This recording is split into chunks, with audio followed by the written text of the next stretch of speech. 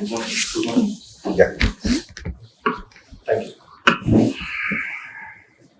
A.R. Raja, Mohaideen. Yes, sir. So you are also like A.R. Rahman, believing in numerology. Sir, What does this A.R. stands for? the initials stand for my father's name, sir, Abdul Rahim. Okay. So they have kept it like that, A.R. Raja. Okay. So what is this Mohaideen? Any specific personalities you remember related to this Mohaideen? Sir, it is actually my grandfather's name. Okay. With regards to important personalities, I'm not well aware of. The major personality that comes is what you also mentioned, the A.R. Rahman Okay. and L.A. Raja, sir, also Raja. So these two. So these two are very close. And my hobbies are also related to music. So this is the coincidence. Okay. You know who is the eldest son of Shah Jahan? I'm not exactly aware. Have you heard of Dara Shikoh? Yes, sir. I heard. He is anyway related to your name? I'm not sure. Okay. I'll look into it, sir. Okay. So give me some details about this Tenkasi. Where it is located? What is its significance? Yes, sir. So Tenkasi is one of the southern districts of Tamil Nadu, sir. So it is situated near the Kerala border, sir. So the most important significance of Tenkasi is the tourism sector that is very much prevalent over there, sir. So it famously has the Kutralam Falls, so which attracts a lot of tourists every year during the season time. So that would be the major significance of Tenkasi. Do you observe anything interesting tourism practices which is happening in Tenkasi which can be used for throughout India as an example? Any specific sort of practice?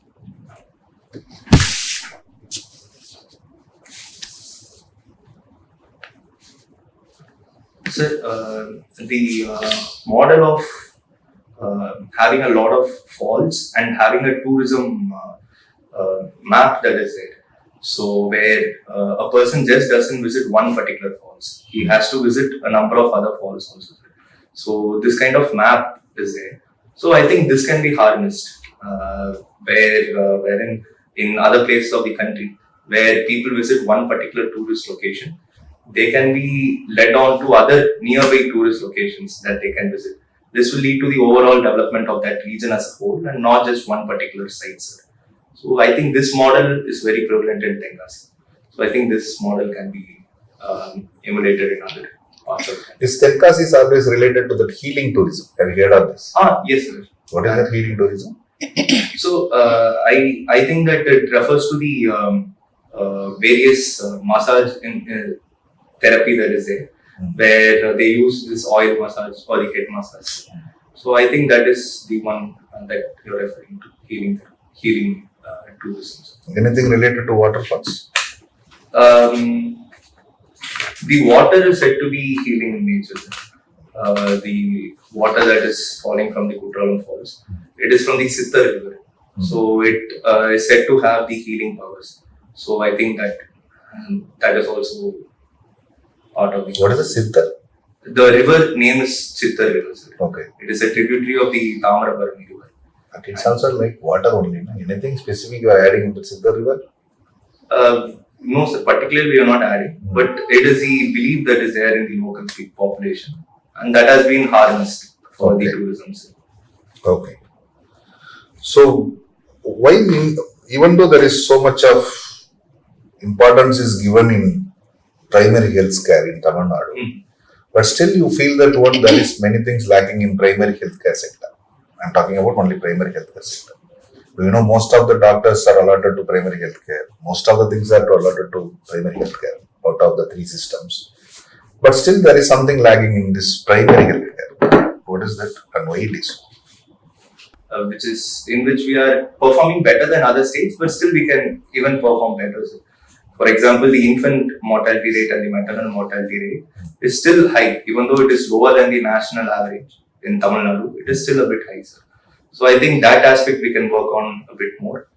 And another aspect is breaking in 100% of institutional deliveries, sir. Okay. Which is also a primary reason for the maternal mortality rate. So on these aspects we can work a bit, sir, in the primary healthcare. So you mentioned about playing musical instruments. Yes, sir. Also one kind. What are these instruments? Sir, these are one kazoo is a wind instrument, sir. It is played by vocalizing into the instrument, sir. The cajon, on the other hand, is a percussion type of instrument where it is a board and we have to tap on it, sir. So these are the major differences between the two instruments. Okay. Yes, How this kazoo is different from your flute? Sir, in the flute, we actively have to play the instrument by closing and opening the various different holes.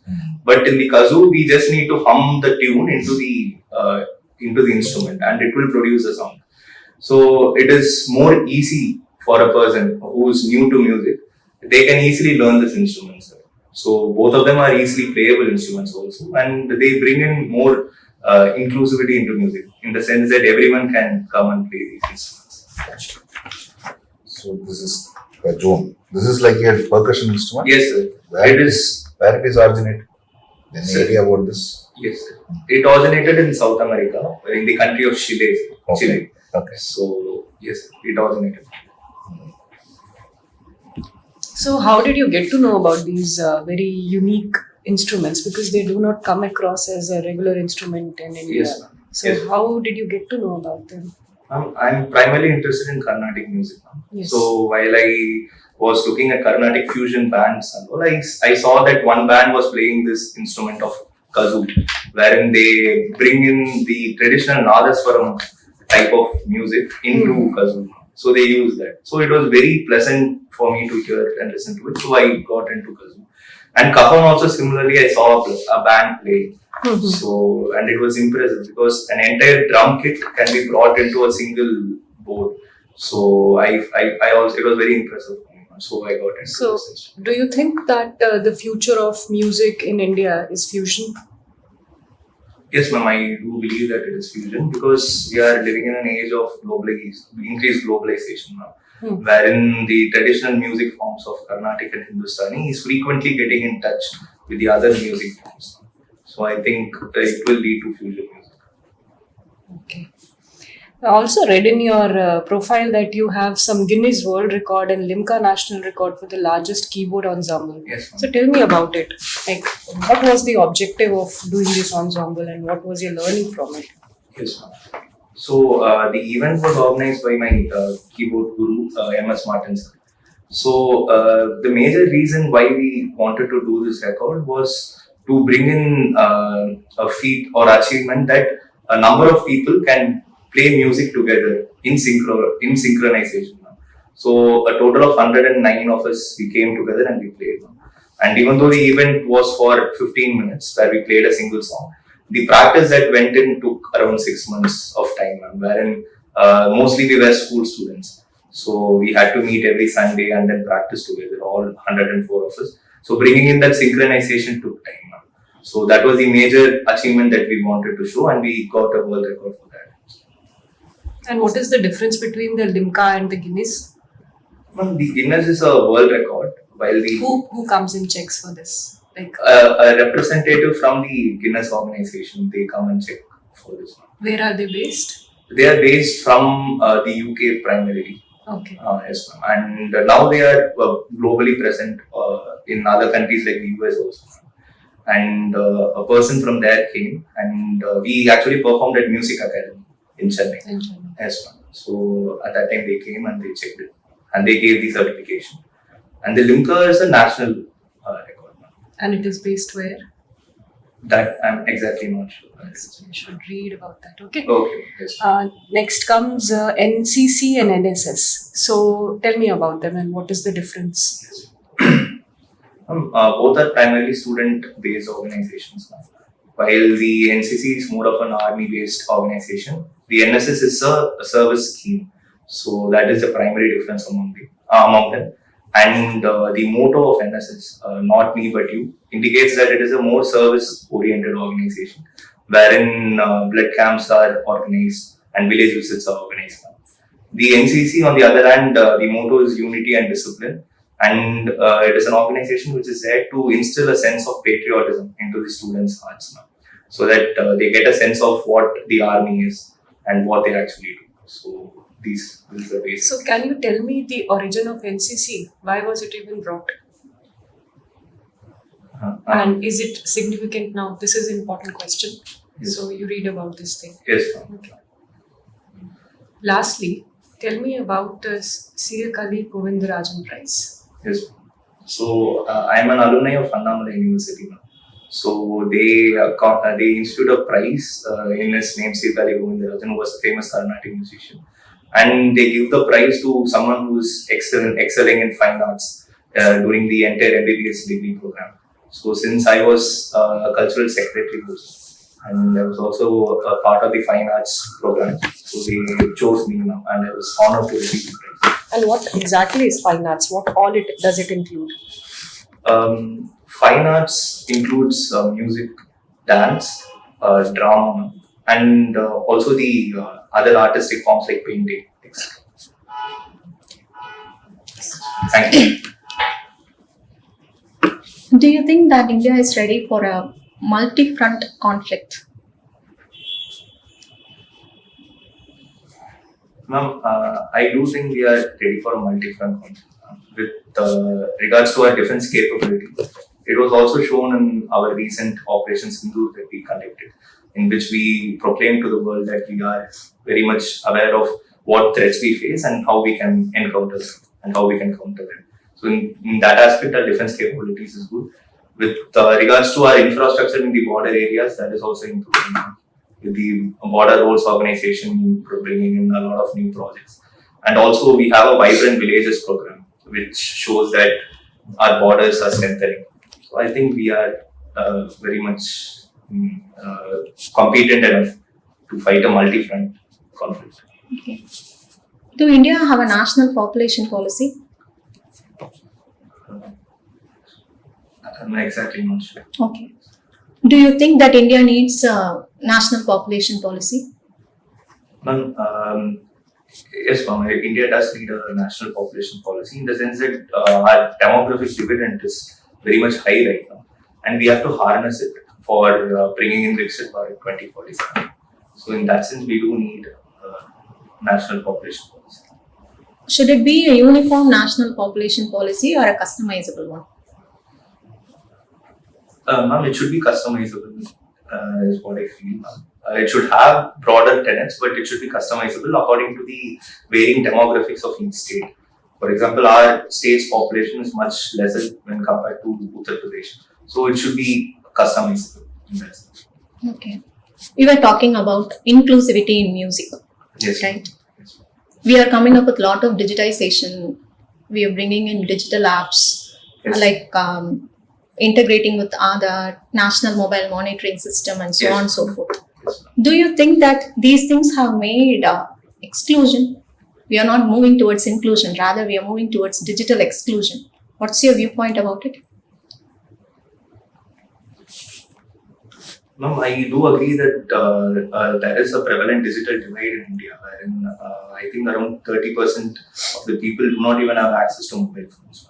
But at the same time, we cannot disregard all these digital schemes like Aadhaar, etc., because we are globally moving towards a digital world. So, and it also brings about better governance, is what I feel. Bringing in a digital sector into governance brings about a better governance.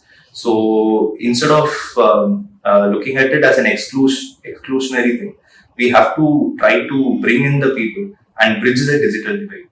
So this can be done by increasing awareness among the people with regards to these digital schemes. So this can be done. Recently, 27 lakh MNREGA workers have been removed from the job cards. So, Yes. I'm exactly not aware how it is. okay. Our Indian national accounts was received IMF grade C. What will be the impact for Indian economy? I'll look into it. Okay. Are you aware about white terror module? The recent white terrorism, white collar terrorism, is from the tackled in Delhi, the Red Fort blast. So it was very disheartening to see that even doctors were involved in the blast. So it shows a recent trend in white collar terrorism or a rise in white collar terrorism. Okay. My last question. What is that one thing you want to change in India?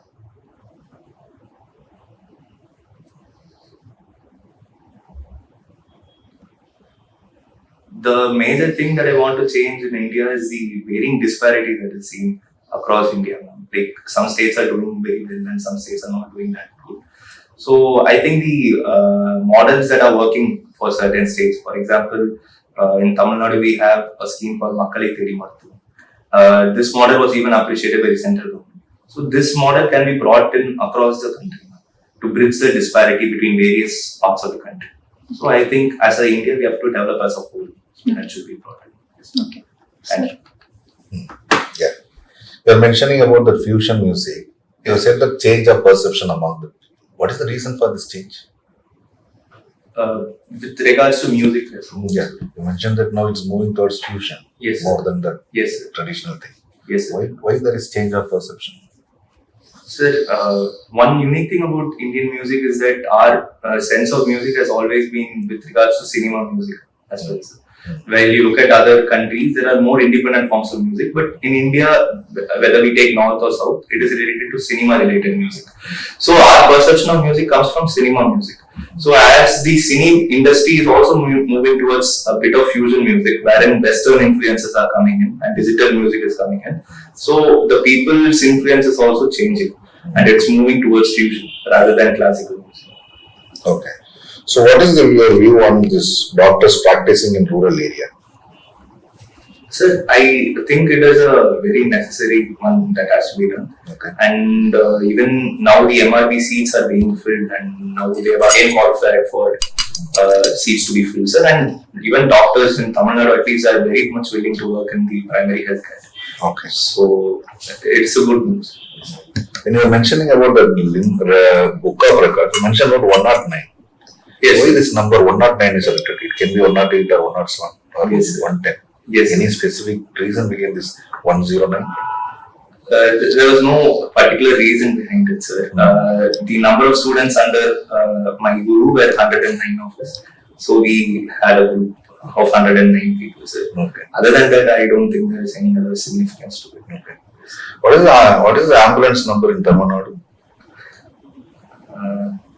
108. Is there any specific reason? Why not it is 107, 109, 110? I'm not aware of the particular reason. Okay. Last 2 years back, there was a problem in university, Annamalai University. Are you aware of the problems? Anything related to the administration of that education institutions under Annamalai University? Yes, sir, that was an issue. What is With the regards to my college only, sir. What is that one? Sir, the thing was that Annamalai University was a deemed university. It was taken under the wings of the government, sir. I'm not exactly sure of the date, but it was taken into the wings of the government. But then the medical college that comes under Annamalai University, the Raja Muthiah Medical College, it was not fully taken into the control of the government, sir. Wherein the funds were not being released by the government. So the Annamalai University was managing the funds. So the fees for the medical college students was 5 lakhs per year, while compared to other government colleges where it was just 13,500.